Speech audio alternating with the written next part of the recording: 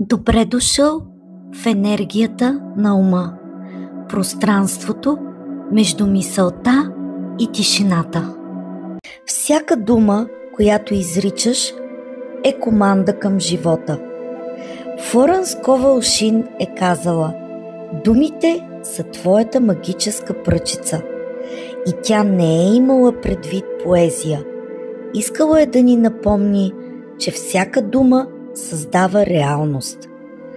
Колко често казваш: нямам време, нямам сили, на мен все не ми върви.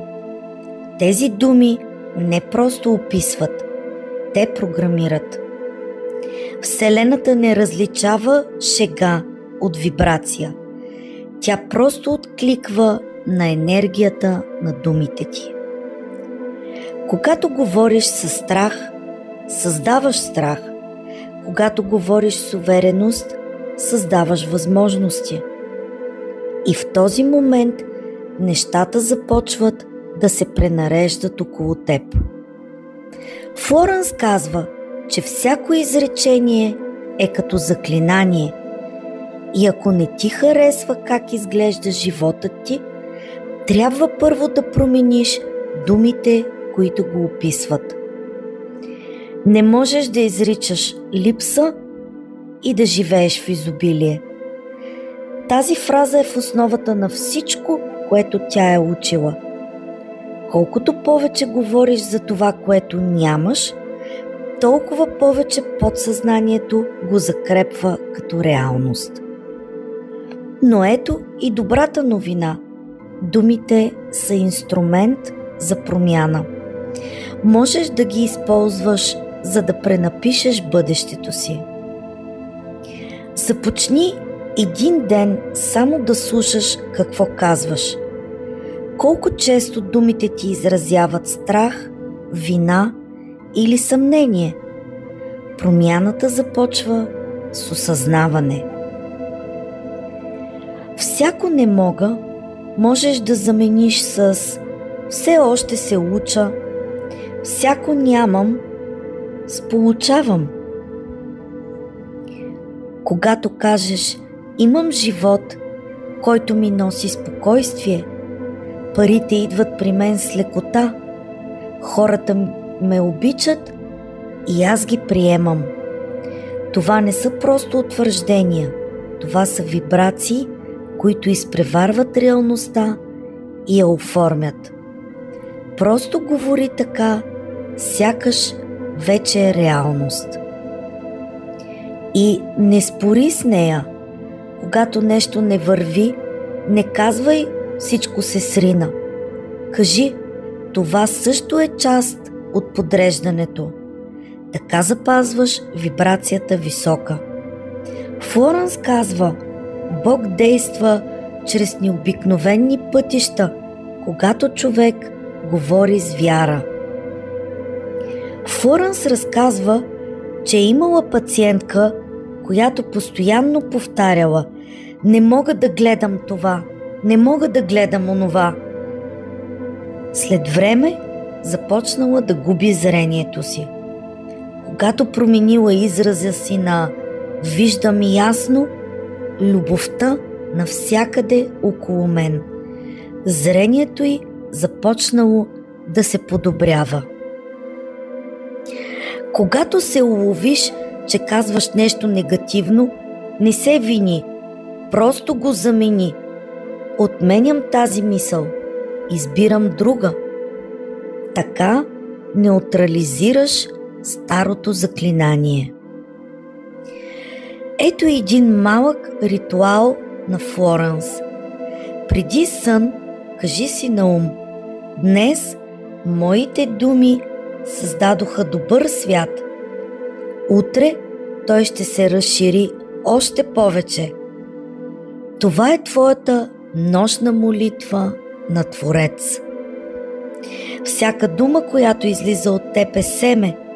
Пази езика си така, както пазиш мислите си.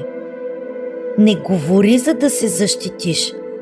Говори, за да създадеш. И когато думите ти станат чисти, животът ти става ясен. Това е истинската магия, за която е говорила Флоренс Сковъл Шин. Човекът е господар на словото си, но словото е господар на света му. И колкото повече осъзнавам тази истина, толкова по-ясно виждам, че всяка дума, която изричаме, влиза като команда в живота ни. Когато казваш «Аз съм изморен», тялото се подчинява. Когато казваш «Нищо не ми се получава», животът започва да ти доказва, че си прав. Вселената не слуша желанията ти. Тя слуша тонът, с който говориш, и чувствата, които изпитваш, докато го казваш. Думите са честота.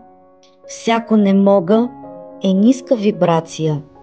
Всяко «ще се справя» е висока. И с всяка изречена фраза ти или приближаваш мечтата си, или я отдалечаваш.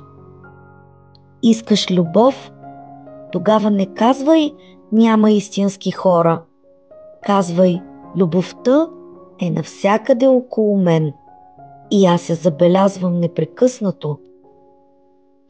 Флоренс учи нещо просто, но гениално. Думата е семето, а животът е почвата. Посееш ли страх, ще пожънеш страх. Посееш ли увереност, ще пожънеш чудеса. И затова всеки ден е твой малък опитен терен да избереш какво ще изречеш на глас. Да говориш с любов, дори когато ти е трудно. Да назоваваш нещата не според това, което виждаш, а според това, което искаш да видиш. Най-силните думи започват с «Аз съм». Те са код за творене. Когато кажеш «Аз съм спокоен», «Аз съм успешен», «Аз съм светлина», ти не описваш настоящето, а създаваш бъдещето си. Подсъзнанието не разбира време. То не знае кой ден, то само знае сега. И когато кажеш «Аз съм», то веднага започва да подрежда реалността, за да потвърди това. Но помни, магическата пръчица е неутрална. Тя не различава добро от лошо. Тя просто усилва това, което изричаш. Затова внимавай какво казваш, особено в моменти на гняв и болка. Вместо «никой не ме разбира», кажи «сега избирам да общувам с хора, които ме усещат истински». Вместо «не мога да си позволя това», кажи «вече уча как да приема изобилието с лекота». Така постепенно променяш вибрацията на реалността, не чрез сила, а чрез съзнателна реч. Всеки ден е като ново изречение, което пишеш в книгата на живота си. Когато започнеш да говориш с вяра, ще забележиш нещо странно. Светът започва да ти отговаря. Хората стават по-меки, случайностите се подреждат. И това, което преди е изглеждало невъзможно, започва да става естествено. Флоренс Сковъл Шин казва: Бог говори чрез човека, когато човекът избере да говори с любов. И точно тогава думите ти престават да бъдат просто звук. Те стават инструмент на духа. Когато си тих, думите се раждат по-чисти. Когато си съзнат, всяка фраза носи сила. И когато говориш с любов, дори шепотът ти е молитва. Това е тайната на магическата пръчица. Тя не е в ръцете ти. Тя е на върха на езика ти. Твоят език е програмен код. Всеки ден пишеш реалността си с него.